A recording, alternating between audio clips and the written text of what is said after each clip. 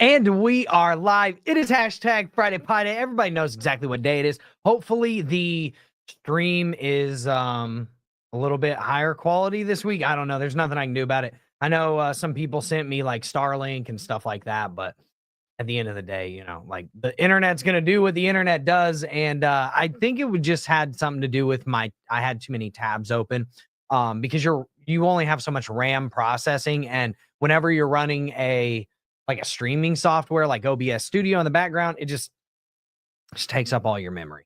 So with that being said, we did see Bitcoin kind of take a little breather, right? Which is good. That's what we want to see.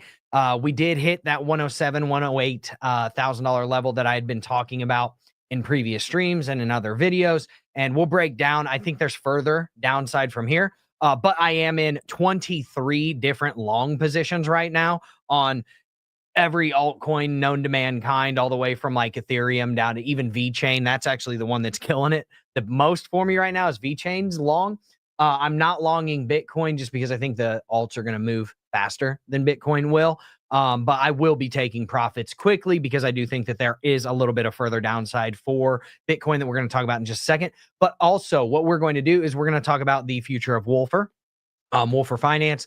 And I think based upon what we were talking about last week and based upon the conversations that we're having and people are having amongst themselves inside of our community in the Discord, everybody's like pretty jacked about it, right? And I am too. I think it's going to be a really good avenue way forward for us to create a business that like has super longevity in terms of, you know, something that you can pass down to your next generation if you want to, something that's going to be able to print us consistent profits and ROIs, a little bit more consistent, right? Because we don't have to ride the highs and lows of the, bull and bear markets of crypto inside of this other sector that I'm talking about. And we're just going to talk about all of that stuff here in just a second. But first, if you are here from the future, hello from the past, we appreciate you. Make sure you smash the like button on your way in, and at the very least, make sure you smash that bad boy on the way out. If you haven't subscribed to the channel, make sure you do that, and boom, bang on the notification bell. Comment anything that you want in the relevant sections. I appreciate it. We're going to talk about everything in terms of market right now, where I see the market going. We're going to talk about exit strategy, exit plans for liquidating profit and holdings in profit for our portfolio once we reach those levels. And I'm just going to break it all down, dude. I think everybody's going to be pretty happy about it. So let's go ahead and start with the market first. Then we will talk about the Wolfer stuff, because I think the market is going to be a good segue into our kind of like strategies to, take profits at the top or close to the top. You don't have to get the top. Okay. And we'll talk about that here in just a second. Boom. Richard 4 says he's finally got the chat working. I appreciate you, man. Thanks for showing up. We've got Jason R. Good afternoon, woofers. We got the woofers in here. We got Richard 4 says great to see everyone. We got Duck Rules. That's Paul D in the Discord. Absolute legend. All of you are legends. I appreciate you all. Merry Christmas to everybody. I doubt that we're going to have a stream next week because that'll be 2 days after Christmas. Everybody should be spending time with their families anyway. If I can have a stream next week, I will. Just don't count on it because, like I said, everybody should be spending time with their families. I don't want to take that away from you. I also don't want to take it away from my family. So if I do have 15 or 20 extra minutes and I'm like, okay, I can do the stream, bing, bang, boom, something big happens, something crazy, I'll do the stream. Just don't count on it. So yeah. Jason said autocorrect. All right, Wolfers. There we go. It's the Wolfers, baby. And we got Gianni, my Italian brother from another mother. Appreciate you, man. And Richard 4, Merry Christmas. Yeah. Hopefully, I mean, you won't see me on Christmas, but you'll see me thereafter. No doubt about that. So with that being said, let's get into the market stuff really quick. And if you could actually just do me one favor, even just one person, is the video quality actually okay on this one? I'm trying to make sure, that what I thought was wrong is what was wrong. And it was just me having all of these different tabs open all at the same time and taking up all the bandwidth and all that good stuff. Pizza Pie Tamale Day. that is an odd combination, Chip Sanity. Everybody go check out Chip Sanity's channel. All right, let's get to it. Let's get to it. All right, boom. We are looking crazy right now. Okay, let's make sure that this has popped up. Cool. All right, we need a baby Drew. We don't need a big Drew. We need a baby Drew. Boom. Next see. All right, there's the baby Drew. Okay, so I'm gonna get all these indicators off of here. I know this confuses the hell out of people sometimes. This is stochastic RSI down here, right? This is stochastic. If you know anything about it, you know what it is. This is regular RSI, okay? This is market cipher B. This is a paid indicator. I don't expect you to understand what these are. I could give tutorials on them, but that's not the point of this, call video, whatever you want to call it. Okay, so let's get into Bitcoin. I'm going to show you why I shorted right here. Okay. And I've got the receipts to prove it. I can show it to you on my phone. I shorted, my average short price was like 106.6 or 106.7, something like that. I shorted at like 106, 107, 107.7, something like that. And then I wrote it down here to about 101. And that's where we caught the little bounce. I had a stop loss right here at about 103. So I actually got stopped out right here, which sucked because I wrote it all the way down here and I was like, okay, cool. I'm going to put my stop loss here because my entry was like right here, right?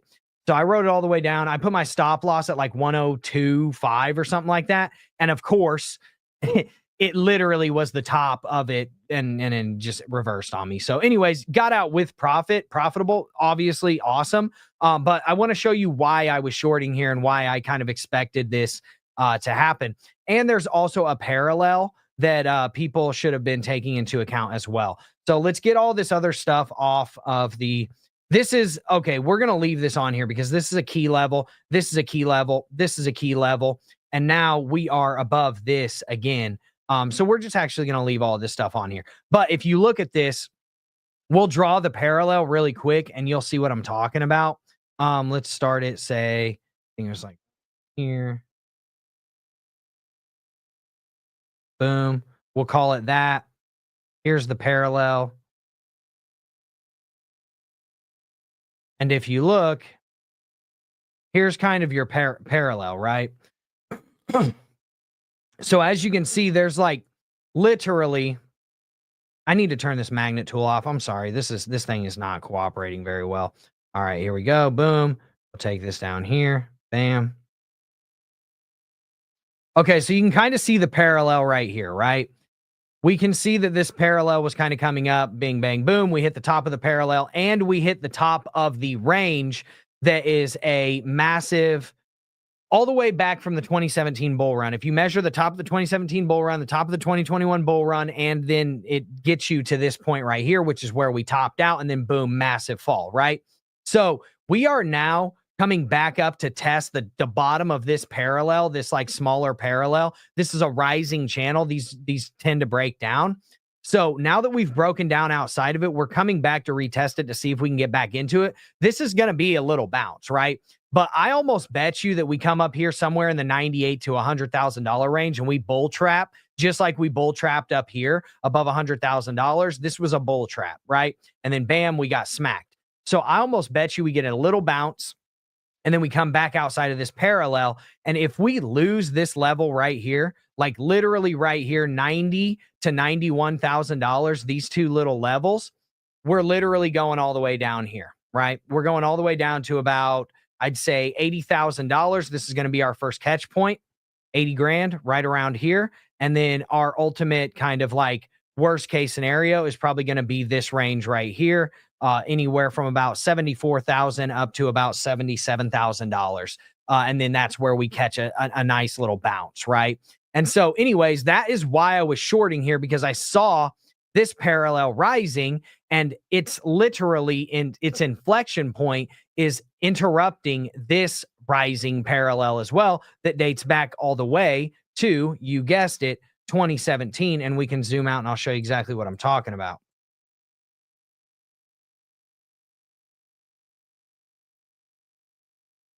See, here's the top of 2017. Here's the top of 2021. And then here is the top of 2024 now. Right now, are we going to get outside of this? Yeah, I do think so. Why? Because this run is not even close to over. Like, it's not even close. We have a massive cup and handle here.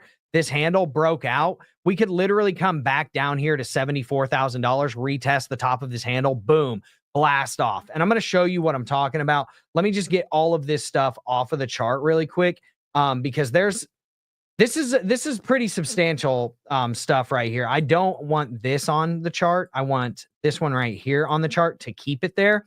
But I'm going to show you the cup and handle because this cup and handle it's massive. We have not come down and retest this handle. Okay, this is a massive, massive cup and handle. And if you look at the price target on it, it's $120,000 from the breakout point. Here's the bottom. Here's the top. This is the cup. This is the handle. It's pretty easy to see. It's like super, super easy to see, right? Now, a lot of people thought this over here was going to be a cup and handle, but it wasn't. It broke down like really hard. This did not break down. This actually formed the handle, and then we broke out of the handle right here. And if you measure from that breakout point up, it takes us to $120,000. Now, what do I think is probably going to happen? I think we're probably going to come back and maybe retest the top end of this range right here at $74,000 where this handle is. Because again, remember, you can literally be anywhere above $50,000 right now, and this cup and handle is still in play, and the bullish pattern is still in play for a $120,000 Bitcoin. There's another thing that I want people to see, and this is why this is the stuff that matters.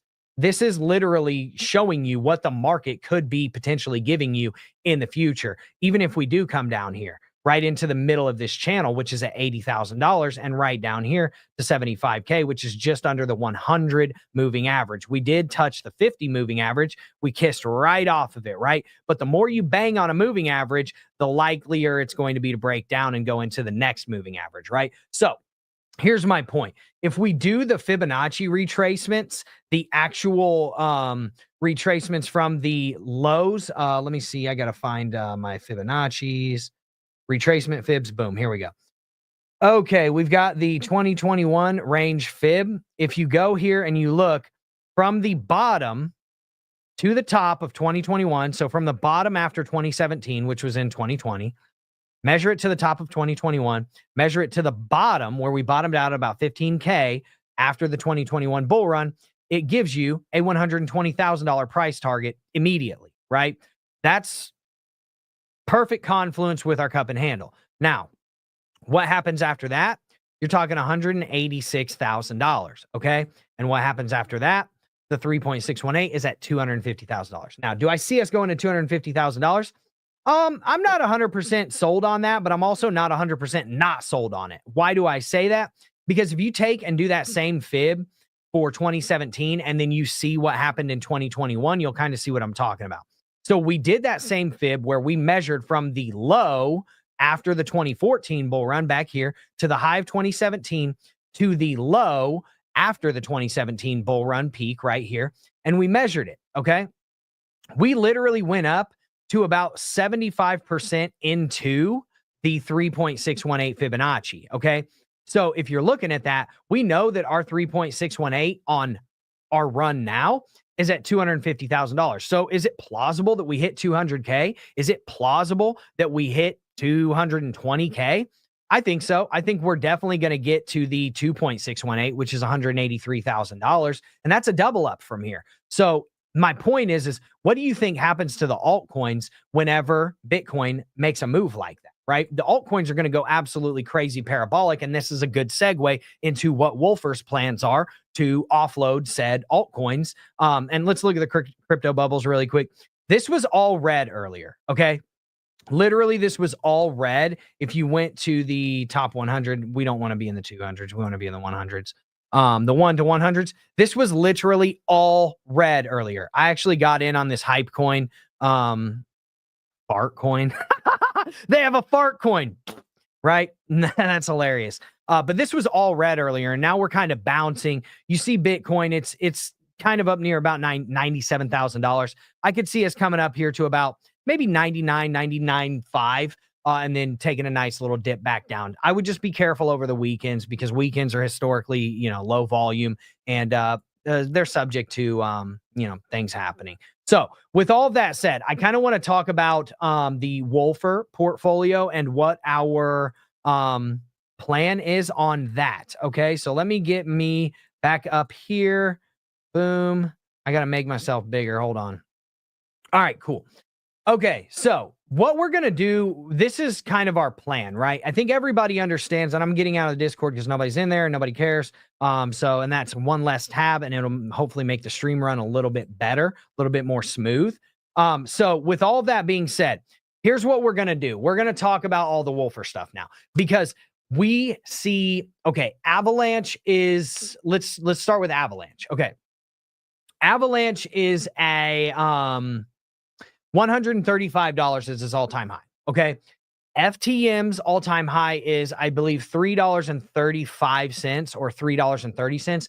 Flux, I don't necessarily think Flux goes to its all-time high. I think FTM, due to Sonic, has the ability to go to its all-time high. I think Avalanche definitely has the ability to go to its all-time high. I think Ethereum will far surpass its all-time high by at least, I'm going to go out on a limb and say 35 to 50%, right? So if you saw a $4,800 all-time high, I think it was like $4,850 on ETH, you're going to see maybe a $2,400 bump on top of that. So you might hit $7,500 is my point. Somewhere in that realm, okay? I'm seeing $6,000 more, $6,000 plus for Ethereum, okay?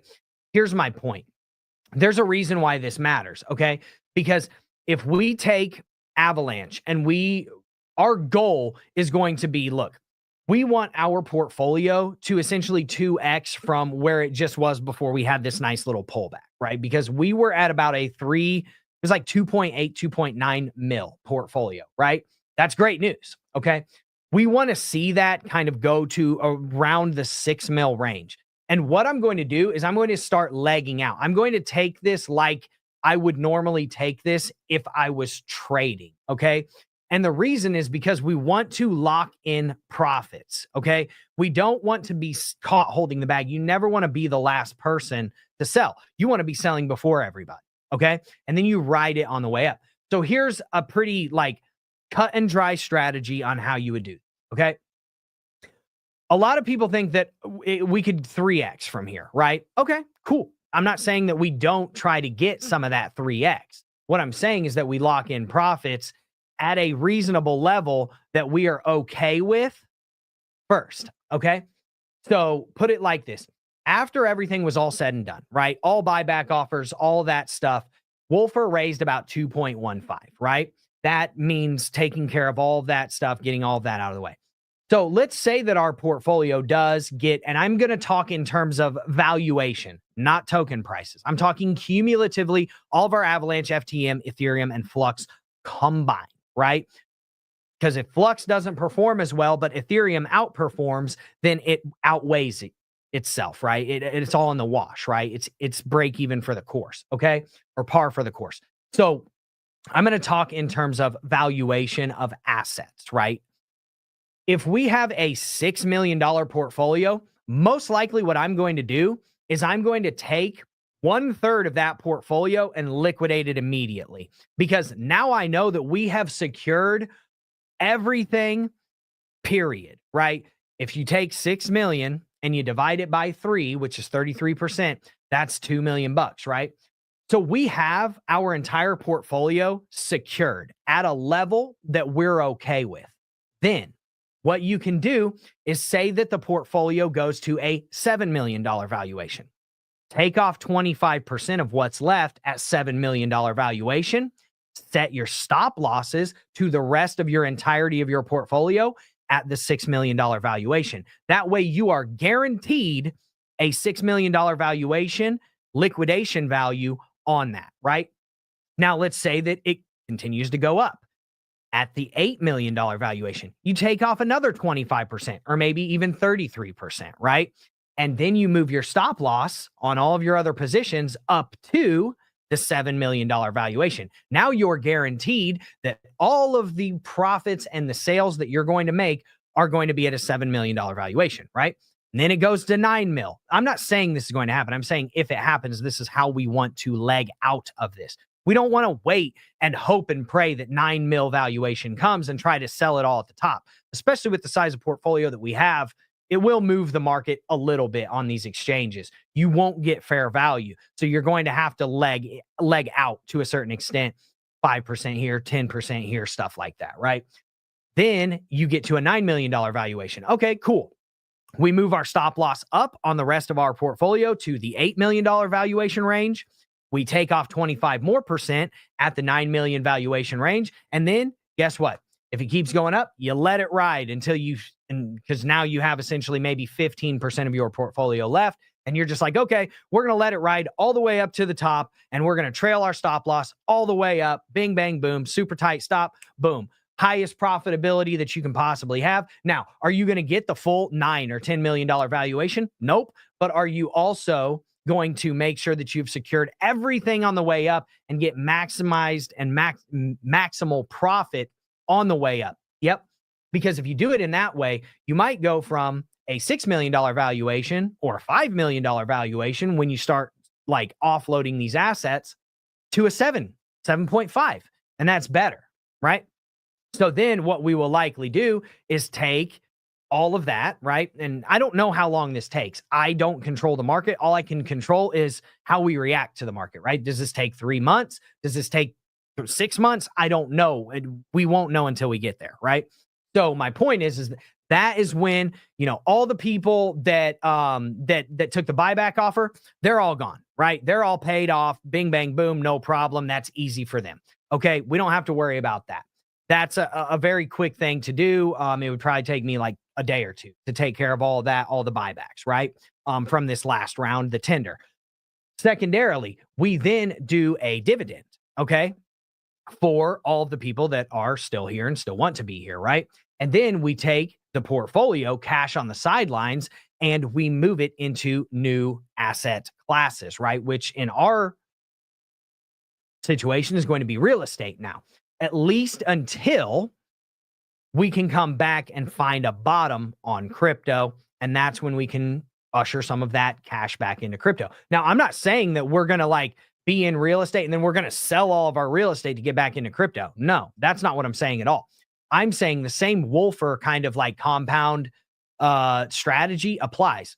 50% of what comes in, you keep it in a war chest for re-upping back into the coins that we were in validating and masternoding before.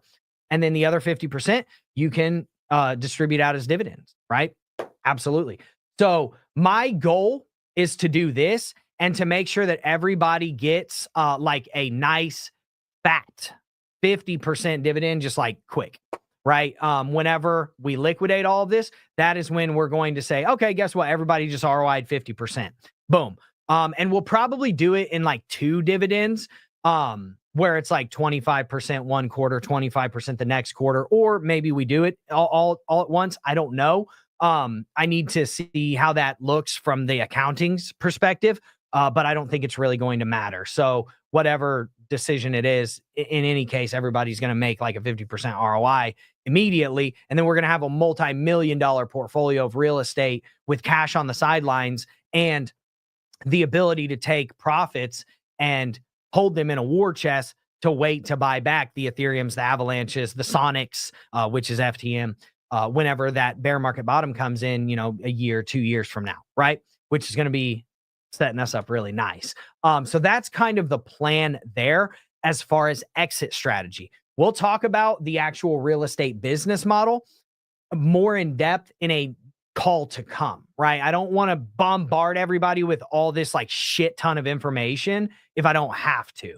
Okay. So first and foremost, plan is okay, where are we? What's our plan? Right at the top of the market. What's our plan? How are we lagging out? How are we getting out? Then what are we doing with those funds once they come in? So now that we know what our plan is, liquidation style, and now that we know what our goal is to be able to give in terms of dividends, and then just, pay all the buybacks that we accepted in the tender, then now we know what our business model is in the future. And that's where I'll start talking about that. Probably not next week. Maybe if I'm on the call next week, maybe we'll talk about it a little bit. But don't count on it because it is Christmas. but that's where I'll start talking a little bit more about like what type of real estate we're going to go into. And I'll give you a little bit of a spoiler alert because, Drew's the king of the spoilers. But we're looking at a mixture of a little bit of residential, and then like multifamily or multi-unit, like apartment complexes, things like that. And then also commercial real estate, like storage units or, warehousing, stuff like that.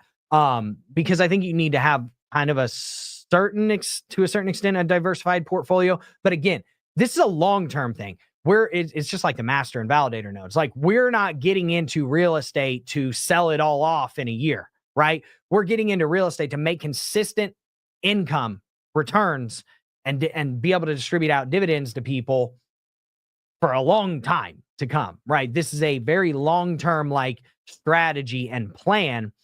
And I think real estate is a no-brainer in this sense. And I've got a bunch of people that can, essentially help me with this as well. And then I actually had somebody tell me about some land stuff that was pretty crazy, kind of opened my eyes to that. So we'll be looking into that as well. I want to cover Sonic really quick. By the way, FTM, before we get off of the call, just because I already know like people are going to be like, whenever they see it. We are now shutting down the FTM validator. Okay. Why? Because there's no more rewards on FTM's chain. Okay. They are doing the rebrand to Sonic. The rebrand, and it's the worst timing ever. The worst timing ever. They're like, hey, it's 5 days before Christmas. Guess what, guys? Let's migrate to Sonic. I'm like, dude. So anyways, I'm in the process of doing that. Okay. So right now, what is happening is we have to undelegate the FTM. I already did that. That's no problem. It's undelegated from the validator, right? So if you go, public service announcement, if you are staking, okay, on FTM, whether it's on the Wolfer Finance validator or any other validator, if you are staking on FTM, go undelegate your stuff because you're earning 0 right now, okay? Undelegate it because the FTM chain is no more. It's now going to be Sonic, okay? So here's our process. I have undelegated all of our FTM from our validator, okay? Then secondarily, I am unstaking all but 50,000 of our FTM. I've already done that. I've already submitted that transaction. I have to wait 24 hours for it to happen, okay, to get back into our wallet, our FTM. Then what I have to do is I have to convert the FTM into Sonic or the S token on the Sonic blockchain now. That's very simple. It's not super hard. I already tested it. I went and claimed I think it was 5,000 FTM in rewards from our validator. And then I went and tested it with that small amount to see okay, how simple is this process? It was no problem. I literally went in, I swapped from FTM on FTM's chain to S token on Sonic chain. Boom, no problem. Added it to MetaMask. It's very simple. So anybody that needs to do that, go and do that for FTM. I'm not going to coach you on how to do it. Go to the FTM website. I do not own FTM. They do not pay me to do anything like that. But what I'm doing it for is Wolfer Finance. Secondarily, I am now going to turn the node off, okay? Because you have to turn the node off in order to get the full undelegated stake or be able to unstake your full delegation. So once that other amount, I think it's 750,000 FTM or something close to that, 760 something. Once that unlocks tomorrow and I verify that, I'm then going to shut the node down. Okay, probably either this weekend or early next week. I'm going to shut the node down. We're going to convert everything to S token, and then I will start the migration from FTM's blockchain to Sonic's new blockchain, and we'll start validating there. And everybody's going to be jacked about this. I think that we should validate on S chain right now because they are offering us 22% APR to migrate from FTM to Sonic. So we're definitely doing it. Okay. At least for now. At least until we get to more of the toppy portions of the market. Because if you were on the call last week, you know what my plan is. Once we start getting to that toppy atmosphere of the market, I'm going to shut down the validators. I'm going to undelegate, unstake everything. I'm going to get it ready. I'm going to put all of it on the exchanges or in the wallets that it needs to be in. And we're going to have our orders set because we're not going to be left holding the bag. Okay. So as it sits right now, though, we're going to continue to validate for ETH. We're going to continue to validate for Flux. We're going to continue to validate for Avalanche. Flux and ETH, no problem. Those are pretty simple. It's like a 1 or 2 day thing to get it undelegated and stuff. Less preventative, right? Avalanche, not as easy. You have to stake in at least 14-day or 15-day intervals. So there will be a time when I stop staking Avalanche because it's not worth the potential of not getting out when we wanted to. And then same thing with FTM, or not FTM, but what is now going to be Sonic. We're going to continue to stake once I get the node up and running.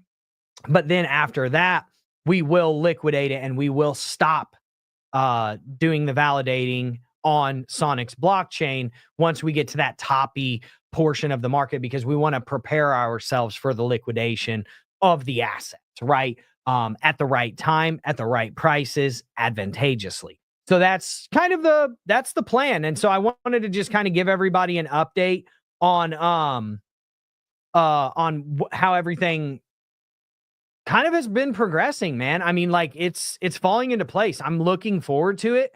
I appreciate everybody for kind of being like behind me on everything and being like, yeah, dude, this is the path. Like, I appreciate that. I really do, because I think that now that we have, I mean, there's no refuting what we've done here. Like, there's no refuting what I'm doing either. It's like, okay, we've been here for 2.5 years. Okay.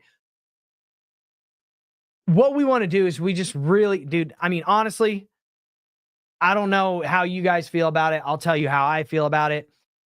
This company is my legacy, man. Like, this is my legacy company. There's a reason why it's named Wolfer Finance. It's got my name on it. I put my name behind it. I put my face on it. I put like my reputation on the line for it. And we're here now. And so I want to parlay this into a business that is going to be like printing for decades, man. Like, not for months, not even for a couple of years, right? Like, and we're at the cusp of this kind of like, there's an inflection point that we're reaching right now where we're able to take a successful exit, at least exit strategy, and parlay that into a business that is going to, or has the ability to, sustain for a very long time, and then also scale at a rate that's awesome, and secondarily can diversify as well, because it's not just real estate, right? Yeah, real estate right now because the market's at a top, but what happens whenever the market bottom comes in? You buy it back, baby. You buy it back and you take 50% of all the income that you've been stacking for the past year, year and a half, 2 years, however long it takes for that bear market bottom to come in, and you buy them all back and you start validating and you do it all over again. Except for this time, we don't have to worry about, oh, we're not going to get a dividend because we need to stack the rewards. No, because we have a real estate portfolio that's paying out every single quarter, right? So it kind of like relieves a lot of the stress. Everybody's got over a 50% ROI in just a couple of years' time. Everybody's riding high. There's dividends are flowing. You have a portfolio of millions of dollars of real estate. You have the ability, you have cash on the sidelines to go into other opportunities if they come. Say, for example, the oil thing comes through. Okay, cool. We're still going to look at that. There's no guarantee it's going to happen. I'm just saying we're going to still look at that if it comes through. And if it makes sense to do it, we will. If it doesn't, then we won't. It's no big deal. We've already made the mistakes in our past. We know what we need to do. So that's kind of my point. We're like at the cusp of this thing being like really awesome. And I'm looking super forward to it, to be honest with you. Like, everything, the future for Wolfer is bright. We're one of the only, like, seriously, like, think back to 2022, man. Think back to 2022. Who's still here? Honestly, like, who's still here? And the answer is kind of just us, right? There's very few. So I'm proud to be that. And I want to continue to be that. And that's why I think this is where we go from here. So let's smash through the comments really quick before we get off here. Everybody, man, seriously, have a really good Christmas with your families. I hope that this is good news for everybody, and this kind of gives everybody a really good indication of like, where are we going? How are we going to get there? What are the plans? Like, Drew just shooting from the hip, right? Like he's sniping stuff. There's a real plan for this that I've been crafting up for weeks and weeks and weeks. And I'm like, okay, what makes the most sense here? Right. And I actually confided in some people and asked them, like, hey, as an investor, what do you think about this? Right. What do you think about this? And bing, bang, boom. So, okay, good. Yeah, looks good. Merry Christmas. Jason, appreciate you, man. He says he's streaming on the TV. Everything looks good. Probably not 4K, but good enough. Quality looks good. Happy coffee day. You know what time it is. This dude, I actually know this person in real life. This dude's an absolute animal. Appreciate you. Bing, bang, boom. Yeah, we actually just talked about that. And you have a contract. So I would suggest reading said contract because the tender offer, the buyback offer, actually every question that you could probably ever ask me, it's already answered inside of the contract that you have with Wolfer Finance. So you can go and check all that stuff out. So yeah, appreciate it. And then boom, we've got Alonzo. He says he's a bit late, but he's here. Bang, bang, boom. Yep, a man with a plan. You already know. We've got the nice plan from Duck Rules. This is Paul D in the Discord. Appreciate you. Merry Christmas to everybody. We've got Richard 4. Yeah, land FSBO. Yeah, absolutely. Yep, I get it, man. Dude, okay, I'm going to tell somebody, I'm going to tell you guys bing, bang, boom, and how to get there. I like the plan. Much love. Okay, so I'm going to tell this is going to sound crazy, okay? Because I thought it sounded crazy. I was talking to our accountants, and I was like, hey, you got a bunch of people in real estate, right? And he's like, yeah. I was like, who's the most profitable? And he was like, because you know all their books, man. You know everything about their businesses. You know all their books. Nobody better to ask about profitability than an accountant. And he was like, actually, it's funny that you ask. It's these guys, and all they do is they have land. They own land. And I was like, okay, I get it. So like, what do they parcel it out? And he's like, yeah. And I was like, what do they parcel it out for? And he's like, you're going to laugh. And it's not sexy. And I was like, oh, okay. I mean, most of the time, not all money is sexy. I get it. And he's like, it's trailer parks. And I was like, word? And he's like, yeah, they own land and then they parcel it out to rent to people for trailer parks, basically. And I was like, and those are the most profitable real estate people that you have. And he's like, yeah, because maintenance on land is nothing. There's no maintenance. It's like the most profitable real estate business that I have clients in. And I have dozens and dozens of real estate clients all the way from, residential to commercial to land only to, mineral rights, stuff like that. I've got everything. And unless you've got mineral rights, just like land is the most profitable. And I was like, that's interesting, man. So that's just something that came up literally through my network a couple of days ago that I thought actually was yesterday that I thought was interesting. And I was like, well, think about it, man. I know it's like I said, it's not sexy. It's not like, oh yeah, I own trailer parks. Like you don't own trailer parks. But be that as it is, I just thought that it was an interesting statistic that he brought up to me from a credible source that knows people's books. So with that being said, everybody have a good #Friday Pie Day with their beautiful families.